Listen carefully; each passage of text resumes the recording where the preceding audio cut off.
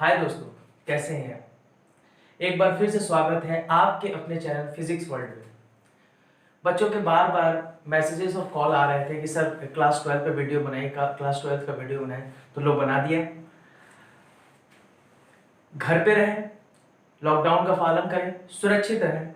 मैं आपके लिए वीडियो बार बार बना के आपको भेजता रहूंगा। बस सब्सक्राइब, लाइक एंड शेयर करना ना भूलें।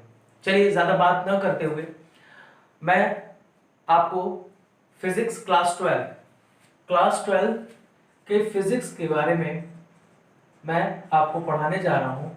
क्या क्या चीजें आपको पढ़ना है, आज पहला क्लास है और पहले क्लास में आपको क्या क्या चीजें पढ़ना है इस 12th में, इसको आप ध्यान रखिएगा। क्लास 12th में फिजिक्स के दो बुक चलते हैं, physics first and physics second. Physics first में आपको क्या क्या चीजें पढ़नी है, ध्यान से देखिएगा। फिजिक्स फर्स्ट में आपको पढ़ना है इलेक्ट्रोमैग्नेटिज्म, यानी कि हिंदी में इसे बोलते हैं वैद्युत चुंबकत्व। सिर्फ और सिर्फ एक यूनिट है इलेक्ट्रोमैग्नेटिज्म। इसे आप छोटा ना समझिएगा, इसके बहुत सारे पार्ट्स आपको इसमें मिलेंगे इस बुक में। मतलब ये लगभग कह सकते हैं 4 से 5 महीने ये सिर्फ अकेला इलेक्ट्रोमैग्नेटिज्म चलता है, ठीक है ना। फिजिक्स सेकंड की बुक में आपको मिलेंगे पहला लाइट यानी कि प्रकाश। ये प्रकाश क्लास 10 का प्रकाश नहीं है, ये थोड़ा सा लेवल अप करके है। दूसरा आपको इसमें पढ़ना होगा इलेक्ट्रॉनिक डिवाइस। क्या पढ़ना होगा? Electronic device. तीसरा इसमें पढ़ना होगा कम्युनिकेशन सिस्टम।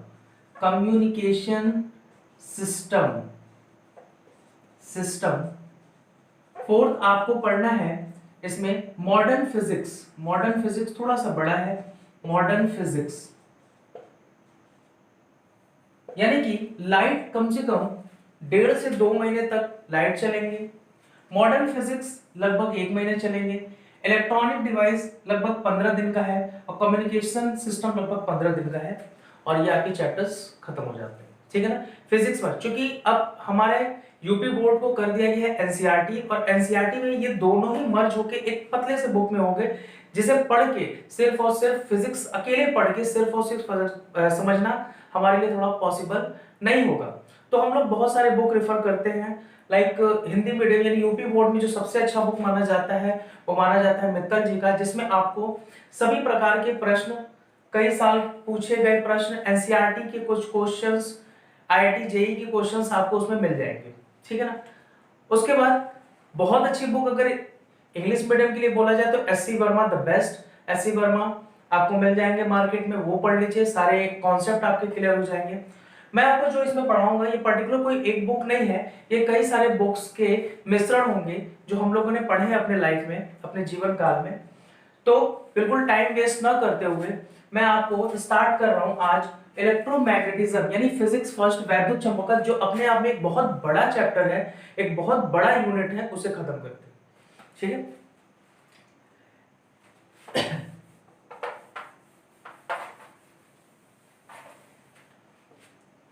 इलेक्ट्रोमैग्नेटिज्म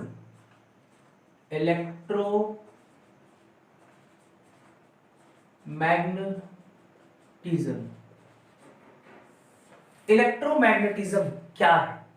ध्यान से देखिएगा, इसमें दो वर्ड छुपे हुए हैं, इलेक्ट्रो और magnetism.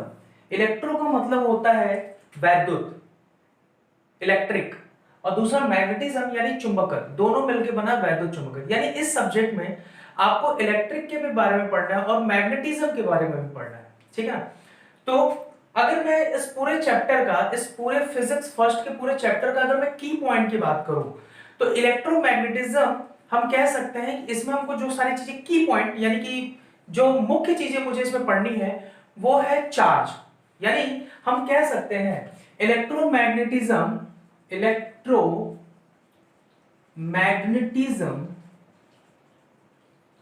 is basically study of charge। क्या पढ़ना है? चार्ज। अब ये चार्ज क्वेश्चन उठता है, ये चार्ज क्या है?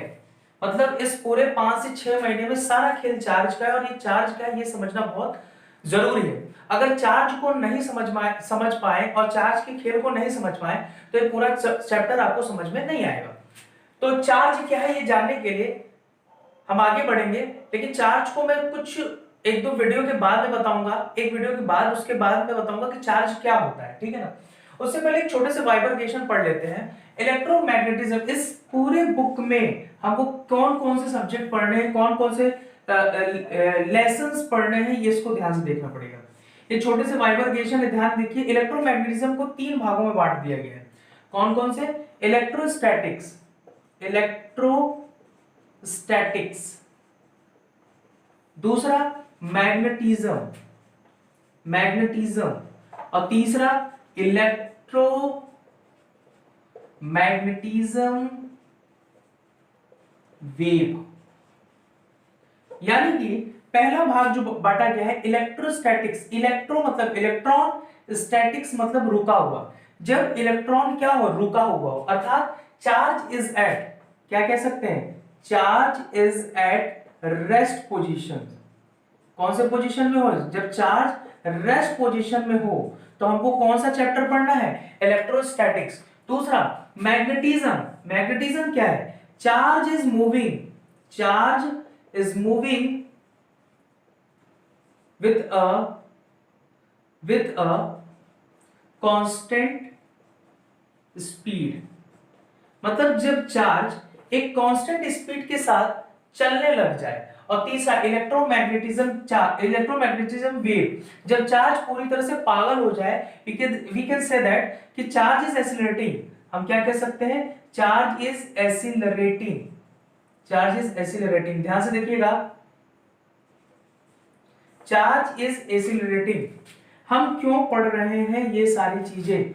यानी कि इलेक्ट्रोमैग्नेटिज्म को 3 भागों में बांटा गया है। एक इलेक्ट्रोस्टैटिक्स, इलेक्ट्रोस्टैटिक्स मतलब चार्ज इज एट, इलेक्ट्रो का मतलब इलेक्ट्रॉन, स्टैटिक्स का मतलब रुका हुआ। जब चार्ज रेस्ट पोजीशन पे हो, जब चार्ज रुका हुआ हो तो वो कैसा बिहेव कर रहा है, हमको उसके बारे में पढ़ना है। दूसरा आता है मैग्नेटिज्म, मतलब magnetism charge is moving with a constant speed. जब वही चार्ज एक कांस्टेंट स्पीड से चलने लग जाए तो वो कैसा बिहेव कर रहा है, हमको वो जानना होगा। और तीसरा इलेक्ट्रोमैग्नेटिज्म वेव, मतलब चार्ज जब पूरी तरह से पागल हो जाए, यानी चार्ज इज एक्सीलरेटिंग, जब चार्ज में एक्सीलरेशन आ जाए, मतलब एक कांस्टेंट स्पीड से नहीं बल्कि उसकी स्पीड कुछ भी हो सकती है। और इसी में हमें जाके आगे पढ़ना है, एक्सरे एक्सरे पढ़ना होता है, ठीक है ना। यानी कि हम अब स्टार्ट करेंगे इलेक्ट्रोस्टैटिक्स, ठीक है। लेकिन याद रखिएगा, एक बार रिपीट करते हैं, electromagnetism is basically study of charge. हम क्या कह सकते हैं? इलेक्ट्रोमैग्नेटिज्म इज बेसिकली स्टडी, यानी पूरे की पॉइंट है चार्ज। चार्ज क्या होता है आगे देखते हैं हम लोग। चार्ज यानी इलेक्ट्रोमैग्नेटिज्म को 3 भागों में बांटा गया है, इलेक्ट्रोस्टैटिक्स, मैग्नेटिज्म और electromagnetism wave. Electrostatic charge is at rest position, magnetism charge is moving with a constant speed, और electromagnetism wave charge is accelerating. बार बार चार्ज की बात हो रही है, क्योंकि क्लास 9 में हम लोगों ने एक चीज पढ़ा था कि इस साइंस में हमें 2 चीजें पढ़ना ही है, एक ऊर्जा और दूसरा द्रव्य, मतलब एक एनर्जी और मैटर। क्या है ये एनर्जी और क्या है ये मैटर? ठीक है, सारा खेल इस एनर्जी और इस मैटर का है, ध्यान से समझिएगा। तो ये जो हम लोग पढ़ रहे हैं ना, ये एनर्जी का ही पार्ट है। कैसे पार्ट है? यानी मैं जो बार बार कह रहा हूं इलेक्ट्रोस्टैटिक्स से कैसा बिहेव कर रहा है। इलेक्ट्रोस्टैटिक्स मतलब इलेक्ट्रोस्टैटिक्स में अगर हमको बेसिकली क्या पढ़ना है, इलेक्ट्रिक फील्ड के बारे में पढ़ना है। किसके बारे में पढ़ना है? फील्ड के बारे में। फील्ड कहने का मतलब क्या है? जैसे ये मेरा फील्ड है, ये मेरे फील्ड है, इस फील्ड के अंदर कोई भी आएगा तो वो बल का अनुभव करेगा, एक एनर्जी का अनुभव करेगा, करेगा ना। तो ठीक उस चार्ज जो इस रेस्ट पोजीशन पे जो चार्ज है वो अपने आसपास किस टाइप की एनर्जी क्रिएट कर ले रहा है, यानी बेसिकली हम कह सकते हैं इसमें हमको पढ़ना है इलेक्ट्रिक फील्ड के बारे में। Magnetism charge is moving with a constant speed, जब चार्ज कांस्टेंट स्पीड से चलने लग जाता है तो आसपास एक फील्ड बना लेता है, जिस फील्ड को हम लोग बोलेंगे मैग्नेटिक फील्ड। ये फील्ड बिल्कुल वैसा ही फील्ड होता है जिससे मैग्नेट के आसपास होता है। ध्यान से देखिएगा, हम लोग यहाँ मैग्नेटिज्म की बात करते हैं, तुरंत बच्चों के दिमाग में मैग्नेटिज्म मतलब चुंबक दिमाग में आने लगता है। पर ध्यान से देखिएगा, चुंबक भी 2 प्रकार के होते हैं, एक प्राकृतिक होता है यानी एक नेचुरल होता है, एक आर्टिफिशियल होता है। हम जिस चुंबक की बात कर रहे हैं वो आर्टिफिशियल चुंबक की बात है, जिसे हम लोग बनाएंगे। बनाएंगे मतलब आपने सुना होगा कि हमने करंट को टच किया और करंट क्या कर लिया, मुझे चिपका लिया, ठीक है ना। तो करंट में किस प्रकार का गुण है, चुंबकत्व गुण है, हम उसके बारे में पढ़ेंगे। और इलेक्ट्रोमैग्नेटिज्म वेव, भाई ये बिल्कुल एक चैप्टर होता है, एक पन्ने का चैप्टर है ये। एक्चुअल में इसके बारे में आगे बहुत ज्यादा हम जानकारी कहाँ लेंगे, जब हम 12 से हटके जब आगे बढ़ेंगे, जब हम लोग बीएससी करेंगे, तब उसमें जाके ये सारी चीज, मतलब एक्चुअल में चैप्टर स्टार्ट यहां से होगा जब आप हायर लेवल से जाते हैं तो। ठीक है, चलिए टाइम वेस्ट ना करते हुए इलेक्ट्रोस्टैटिक्स क्या है उसको पढ़ते हैं। उससे पहले हम लोग समझेंगे चार्ज क्या है, उसको जानते हैं। ठीक है,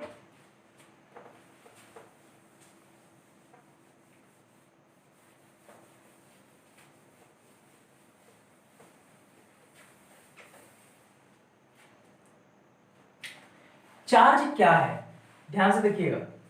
मैं आपको कुछ इमेजेस के द्वारा चार्ज क्या है, ठीक है ना। चार्ज का जो यूनिट होता है, जो मात्रक होता है, उसको कहते हैं कूलाम, क्योंकि इसके बारे में कूलाम नामक साइंटिस्ट ने बताया है। ध्यान से देखिएगा, क्योंकि एसआई पद्धति के अकॉर्डिंग उन साइंटिस्टों के नाम पे ये सारी चीजें हो जाती हैं, तो कह सकते हैं चार्ज का एसआई यूनिट कूलाम है। ठीक है, चार्ज दो प्रकार के होते हैं, एक पॉजिटिव चार्ज होता है और एक चार्ज होता है निगेटिव। ध्यान से देखिएगा, एक पॉजिटिव चार्ज होता है, एक निगेटिव। अब ये चार्ज कहां से है, ध्यान से देखिएगा।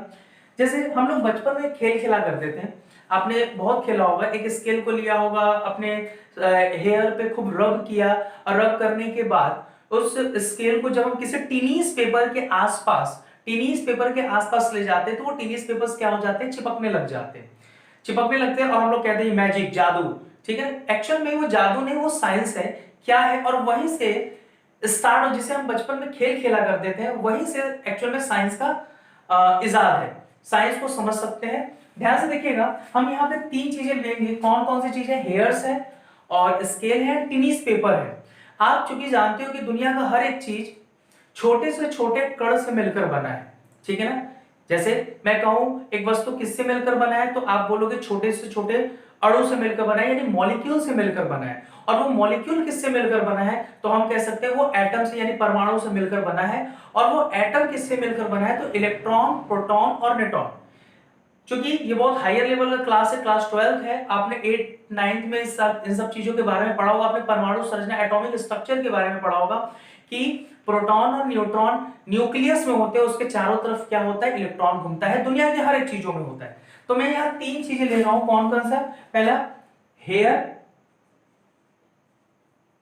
स्केल और टीनीस पेपर, छोटे छोटे पेपर, टीनीस पेपर, ठीक है। इनके एटॉमिक स्ट्रक्चर बना है, क्योंकि आपको पता है प्रोटॉन और न्यूट्रॉन न्यूक्लियस में होते हैं, उसके चारों तरफ इलेक्ट्रॉन घूमते हैं। इसमें भी प्रोटॉन और न्यूट्रॉन होंगे, इसके चारों तरफ इलेक्ट्रॉन घूमेंगे। इसमें भी प्रोटॉन और न्यूट्रॉन होंगे और इसके चारों तरफ कौन घूमते रहेंगे, इलेक्ट्रॉन। ये हेयर्स, स्केल और टीनीस पेपर। आपको पता है हेयर्स और स्केल के बीच में हमें कुछ तो कराना पड़ेगा, वो कुछ क्या होता है, वो कुछ होता है फ्रिक्शन। क्या होता है, फ्रिक्शन। यानी फ्रिक्शन ही नहीं, और भी बहुत सारी चीजें होती हैं, लेकिन हम यहाँ फ्रिक्शन की बात कर रहे हैं।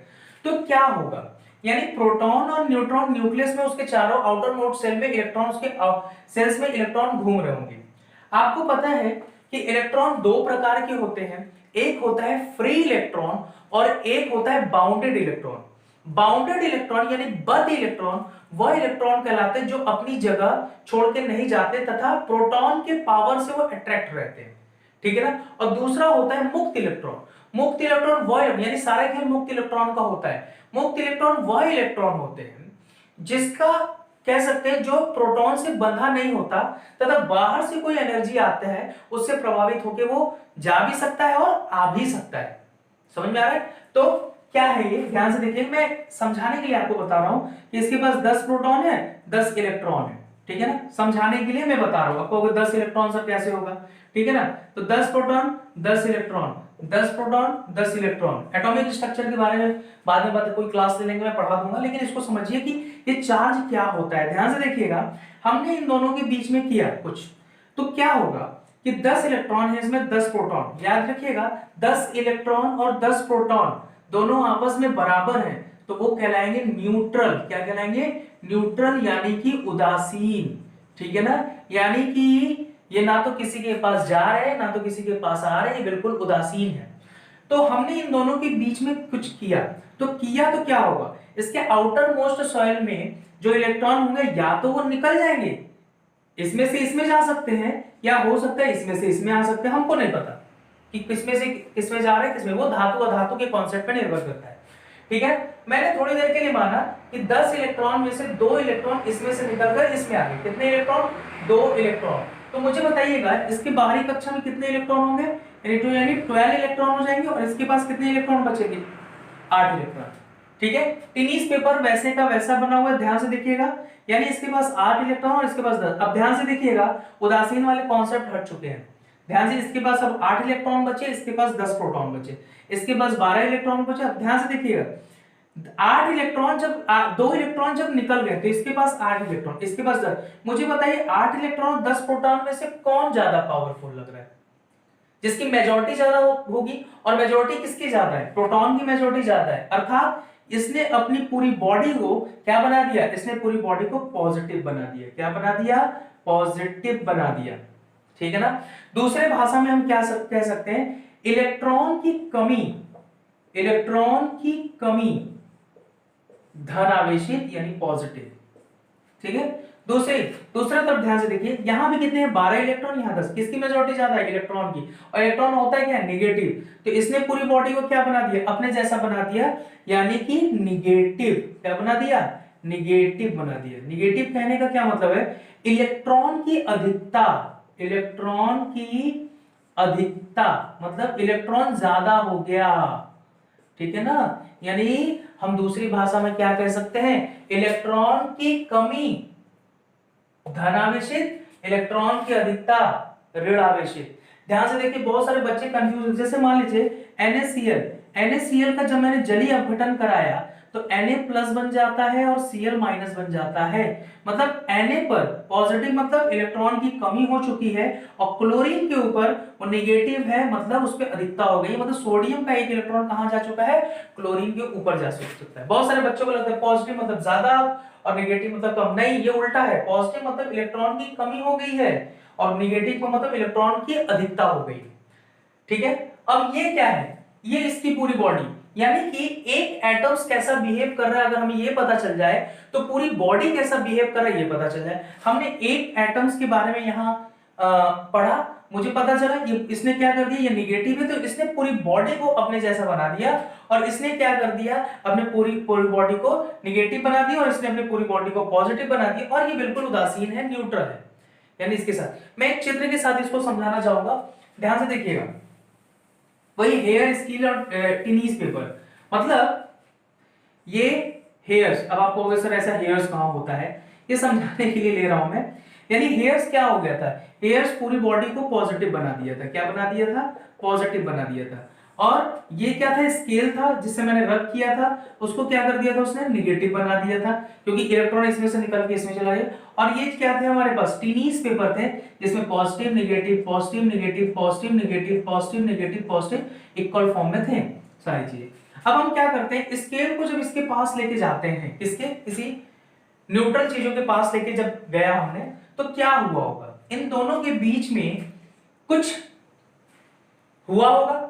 ठीक है, तो क्या हुआ होगा कि निगेटिव किसको अट्रैक्ट करता है? निगेटिव हमेशा पॉजिटिव चीजों को अट्रैक्ट करता है। तो क्या हुआ, इनके बीच में कुछ तो ऐसा हुआ जिनकी वजह से ये निगेटिव एक जगह आ गए, ध्यान से देखिएगा, और इसके पॉजिटिव एक जगह आ गए, जिससे वो अट्रैक्ट रहे, और निगेटिव क्या हो गए? दूर भाग गए। निगेटिव क्या हो गए? दूर, जिसकी वजह से वो टेनिस पेपर उस स्केल के साथ क्षण मात्र के लिए, क्षण मात्र क्या कहने का मतलब है? क्षण मात्र के लिए वो चिपक जाते हैं। क्षण मात्र कहने का मतलब ये होता है कि थोड़ी देर बाद ये फिर एक दूसरे को रिमूव कर देते हैं, छोड़ देते हैं। ऐसा क्यों होता है? क्योंकि हमारा जो भी वो बॉडी है, जो भी वो एयर के कांटेक्ट में होता है। किसके कांटेक्ट में होता है? एयर के कांटेक्ट में। और एयर में भी होता है मास। क्या होता है? मास होता है। तो भैया उसमें भी एटम होंगे, तो वो क्या कर देते हैं? एक दूसरे को न्यूट्रलाइज कर देते हैं, वो खत्म हो जाता है। दूसरी भाषा में हम ये भी कह सकते हैं कि पॉजिटिव और निगेटिव में ज्यादा होता है इलेक्ट्रॉनों की संख्या, और आपको पता है हमेशा एनर्जी अप से डाउन की ओर जाता है। तो वो तब तक जाता है जब तक कि दोनों इक्वल। अगर मैं समझाऊं कि दो टंकी लिया, एक टंकी पूरी तरह से भरा हुआ है, एक टंकी पूरी तरह से खाली है, यानी एक में एनर्जी भरा हुआ है, एक में एनर्जी कम, और उनको पाइप से कनेक्टेड कर दूं तो ज्यादा से कम की ओर एनर्जी फ्लो होना शुरू कर देगा। कब तक? जब तक कि वो बराबर न हो जाए। जैसे ही वो बराबर होते हैं, दोनों की एनर्जी इक्वल हो जाता है और वो एक दूसरे को क्या कर देते हैं, छोड़ देते हैं बिल्कुल इस तरफ पे। ठीक है, तो ये होता है चार्ज का क्वेश्चन। दूसरी भाषा हम चार्ज को क्या कह सकते हैं, आवेश को क्या कह सकते हैं? आवेशित, ये बॉडी क्या हो गई, आवेशित बॉडी हो गई। ठीक है ना, मतलब इलेक्ट्रॉन के जाने या इलेक्ट्रॉन के आने से बॉडी क्या हो जाती है, आवेशित हो जाती है। इलेक्ट्रॉन के आने या इलेक्ट्रॉन के जाने से बॉडी क्या हो जाती है, आवेशित हो जाती है। ठीक है, तो ये था चार्ज का कॉन्सेप्ट। याद रखिएगा, निगेटिव और पॉजिटिव दो चार्ज होते हैं। पॉजिटिव और पॉजिटिव में होता है, निगेटिव और निगेटिव में होता है रिपल्सन। क्या होता है, रिपल्सन होता है। और पॉजिटिव और निगेटिव में क्या होता है, पॉजिटिव निगेटिव में अट्रैक्शन होता है। ध्यान से देखिएगा, अट्रैक्शन, ये दोनों एक दूसरे के आकर्षित होते हैं और ये दोनों एक दूसरे को दूर भगाते हैं। यानी पॉजिटिव बॉडी से दूर भागेगा, निगेटिव बॉडी से दूर भागेगा, पर पॉजिटिव और निगेटिव एक दूसरे के अट्रैक्शन। छोटे छोटे वाइब्रेशन है, इसको समझना बहुत जरूरी है। ध्यान से देखिएगा, चार्ज दो प्रकार के होते हैं, पॉजिटिव और negative, positive negative negative repulsion, positive negative attraction. ठीक है, ध्यान से देखिएगा, सारी वैल्यू निकलते हैं। स्मॉलेस्ट यूनिट अगर हम बात करें तो स्मॉलेस्ट यूनिट क्या होता है, स्मॉलेस्ट यूनिट यानी स्मॉलेस्ट यूनिट इलेक्ट्रॉन है। ठीक है ना, और इलेक्ट्रॉन के पास भी क्या है, मास है। क्या है, मास। तो मास ऑफ इलेक्ट्रॉन क्या कहलाता है, मास ऑफ इलेक्ट्रॉन, ध्यान से देखिएगा, mass of electron 9.1 into 10 to the power minus 31 kg। Mass of proton 1.6 into 10 to the power minus 27 kg। और इतना ही लगभग मास ऑफ न्यूट्रॉन का भी होता है। ठीक है ना, इलेक्ट्रॉन की वैल्यू होती है, मॉड ऑफ इलेक्ट्रॉन होता है 1.6 into 10 to the power minus 19 coulomb. याद रखिए, कूलाम किसका यूनिट है, चार्ज का यूनिट है। किसका यूनिट है, चार्ज का यूनिट है। ठीक है, उसके बाद ये छोटे छोटे बात थे जो आपको आना बहुत जरूरी था। छोटी छोटी mass of electron, mass of proton, आपको ये कॉन्सेप्ट दिमाग में होना चाहिए। पॉजिटिव निगेटिव निगेटिव रिपल्सन होता है, पॉजिटिव निगेटिव में अट्रैक्शन होता है। ठीक है, आगे बढ़ते हैं। इसमें जो दूसरा आगे टॉपिक्स आते हैं उसको बोलते हैं क्वांटाइजेशन ऑफ चार्ज।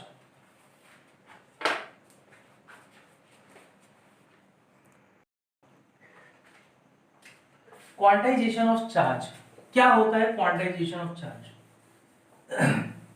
छोटे छोटे बाइफरकेशन है, ध्यान से समझिएगा। Quantization of charge, quantization of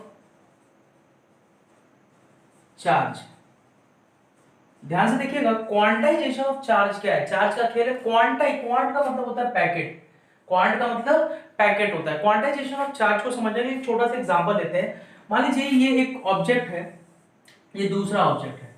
मैंने कहा इसमें से इसमें 100 इलेक्ट्रॉन चले गए। कितने इलेक्ट्रॉन, 100 इलेक्ट्रॉन।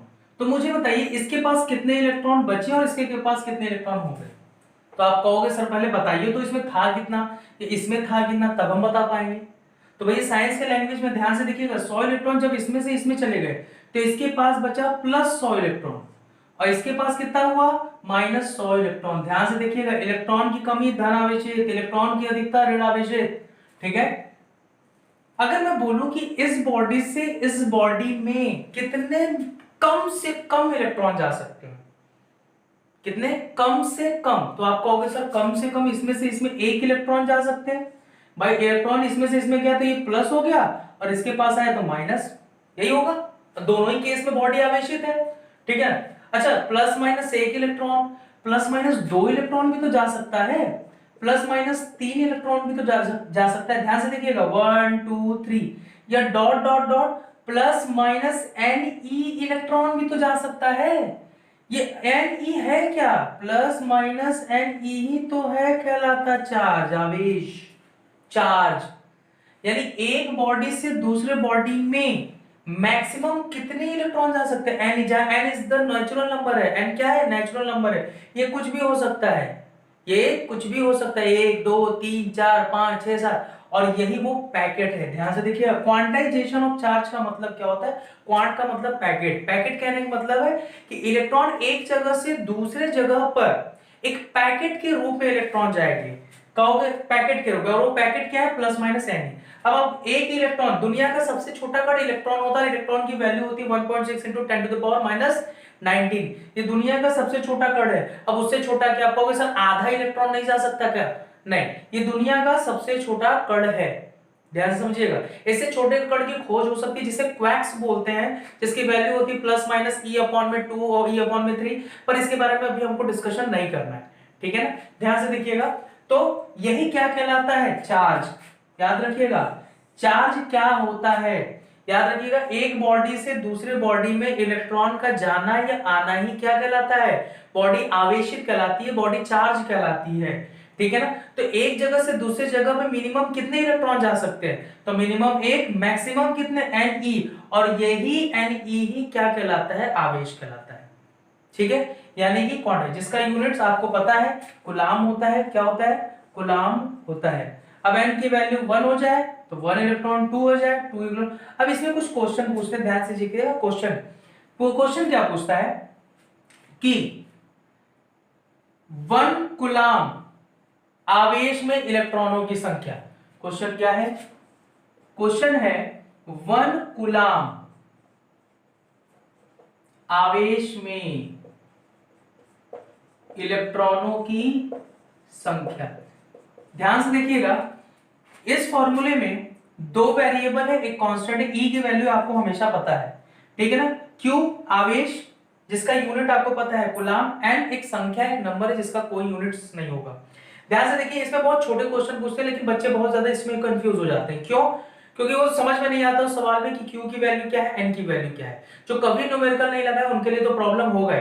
पर ध्यान से देखिएगा, मैंने क्या बोला कि आवेश का, कूलाम का, चार्ज का मात्रक क्या है, कूलाम है, चार्ज का मात्रक क्या है, कूलाम है। N एक नंबर से जिसकी कोई यूनिट्स नहीं है, और इलेक्ट्रॉन की वैल्यू आपको पता है 1.6 × 10। यानी कि दो वेरिएबल में दो टाइप के सवाल पूछेंगे, या तो Q पूछेगा या तो N पूछेगा। ध्यान से देखिए, एक कूलाम किसका यूनिट हो गया, Q का, यानी Q की वैल्यू आपको पता है, Q की वैल्यू आपको पता है 1 कूलाम। कूलाम को C से डिनोट करते हैं, में कितनी इलेक्ट्रॉनों की संख्या होगी, ठीक है ना, यानी कि आपको N की वैल्यू निकालना, N की वैल्यू आपको निकालना है। तो फॉर्मूला होता है Q बराबर Ne, Q की वैल्यू 1, N की वैल्यू नहीं पता है, और इलेक्ट्रॉन की वैल्यू 1.6 × 10⁻⁻19। सॉल्व कर दें यहां से, 1/1.6 × 10⁻⁻19, और जब 1/1.6 को सॉल्व करेंगे तो 0.625 ×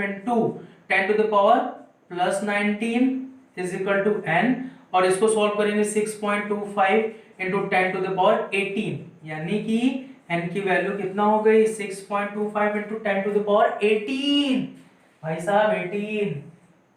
मतलब एक कूलाम आवेश में इतने इलेक्ट्रॉन एक जगह से दूसरे जगह पर जा रहे हैं। कितने इलेक्ट्रॉन, 10⁻18, जिसे हम प्रॉपर्ली उंगली पर भी गिन नहीं पाएंगे, ठीक है ना। यानी कि एक कूलाम आवेश में 6.25 × 10⁻18 इलेक्ट्रॉन या तो जाएंगे या तो आएंगे, तब जाके वो पूरी बॉडी एक कूलाम आवेशित होगी।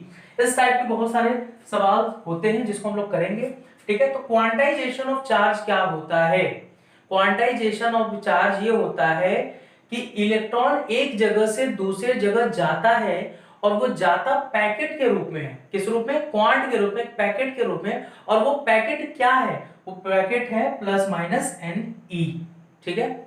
इसी के साथ हम लोग आगे देखते हैं, एक छोटा सवाल करते हैं, चार्ज पर ही आधारित है ये एक सवाल, इसको ध्यान दीजिएगा, नोट कीजिएगा, ठीक है। अगर मेरा वीडियो आपको पसंद आता है तो प्लीज सब्सक्राइब, लाइक करना ना भूलें, ठीक है, और शेयर करना ना भूलें, ठीक है।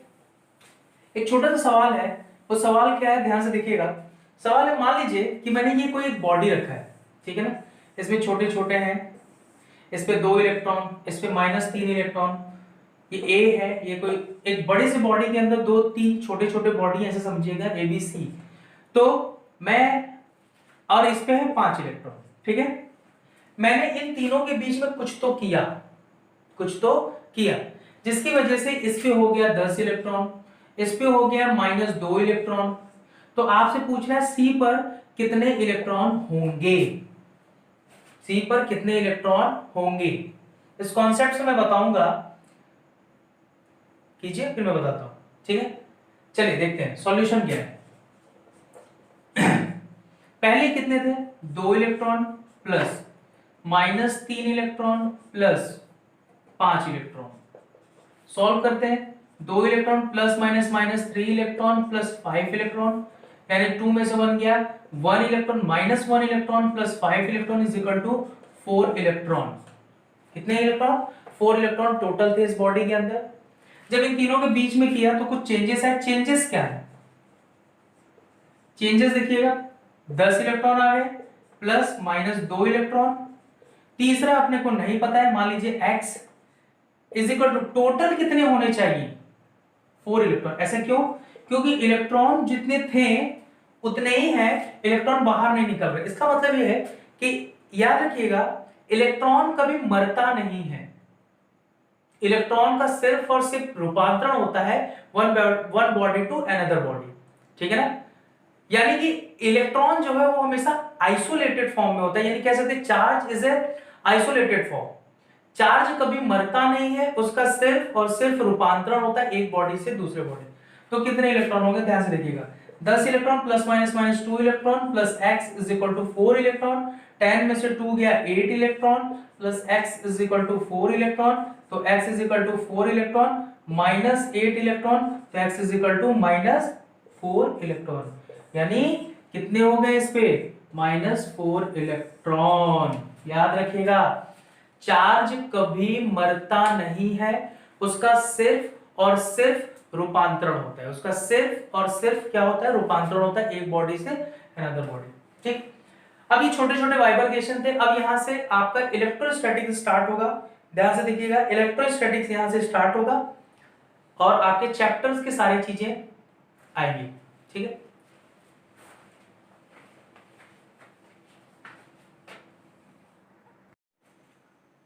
ये छोटे छोटे वाइब्रेशन थे जिसे आपको जानना और समझना बहुत ही जरूरी था। और नोट्स बनाए, आप सभी विद्यार्थियों से अनुरोध है कि इसका नोट्स बनाए। अब मैं इलेक्ट्रोस्टैटिक्स पार्ट स्टार्ट करूंगा। इलेक्ट्रोस्टैटिक्स अगले वीडियो में मैं आपको दूंगा। तब तक आपके लिए ये होमवर्क रहेगा कि ये जितना मैंने आपको पढ़ाई है आपको कंठस्थ, आपके दिमाग में, आपके जबान पे ये सारी चीजें होनी चाहिए, वैल्यू से लेके सारी चीजें। दूसरी बात, घर में रहें, सुरक्षित रहें, लॉकडाउन का पूरी तरह से फॉलो करें। आप अपने दोस्त की मदद इस वीडियो को ज्यादा से ज्यादा शेयर करा के भी कर सकते हैं, ठीक है। और आई होप आपको मेरा ये वीडियो अच्छा लगा या बुरा लगा, आप कमेंट सेक्शन में ये बता सकते हैं। Stay home, stay safe. Thank you so much.